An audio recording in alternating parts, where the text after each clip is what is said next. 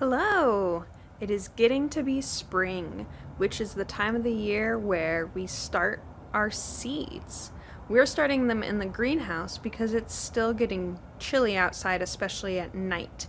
And in here it stays nice and warm and they can stay wet because we have this sprinkler system going. So I'm going to show you a little bit about how we plant our seeds, where seeds come from, and some of the seeds that we have out in the field just from our plants overwintering and then going to seed. So come take a look. Here are the seeds that we have started. We have some sweet peppers, spinach, jalapenos, habaneros. It's a good time to start peppers because they take a long time, even though we won't put them in the ground till it's warmer out. We have celery, cauliflower, broccoli, eggplant, tomatoes, kale, and lettuce. So some of them you can see already have some sprouts. Those are the first few leaves coming out, poking out above the soil. This one, you can see it kind of emerging.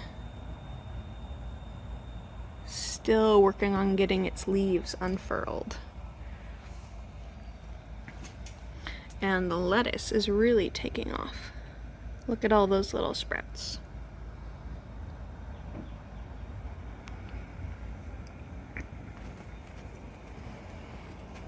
So today I'm going to be planting a few things, including pak choi and walla walla onions.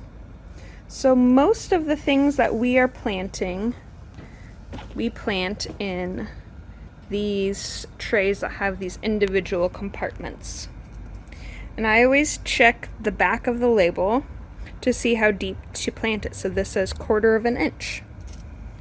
If you're planting at home, you could use a little stick or just the eraser of a pencil to make these little 1/4 inch holes, and get a pinch of your seed and drop them in, 1 or 2 per hole depending on how old your seed is. And then when I'm all done, I'm just going to cover it up like that.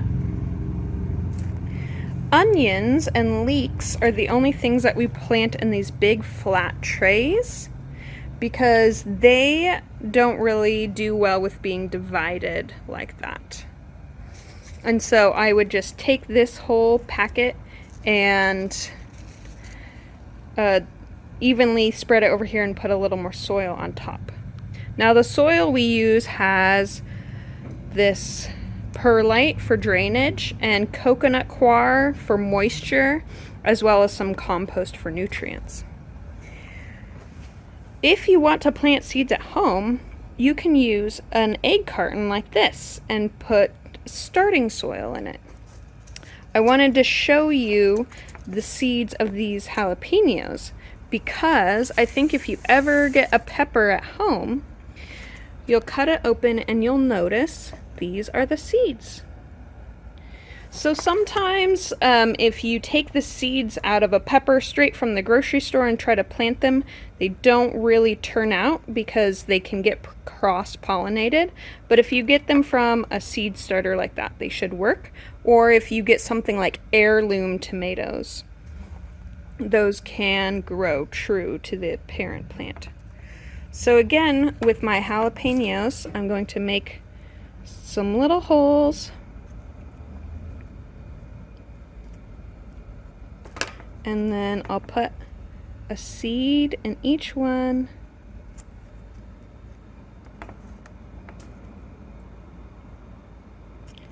And then cover them up. So the cool thing about these egg cartons is that because they break down, when you're ready to plant them, you can just kind of cut or tear them apart and put the whole thing in the ground or in the pot where you're going to grow your pepper. For now, if you're starting peppers, you're going to want to keep it in a sunny spot like a window, or if you have a grow light, and keep it watered. So I'm going to finish planting these trays and then we'll water them or put them under these sprinklers. Okay, I got this tray of pak choi and onions. I scattered them in and put a little more soil on top. And I got these jalapenos in. So I'm going to water them, and I want to use this watering can. It'll be more gentle and not disturb the seeds as much.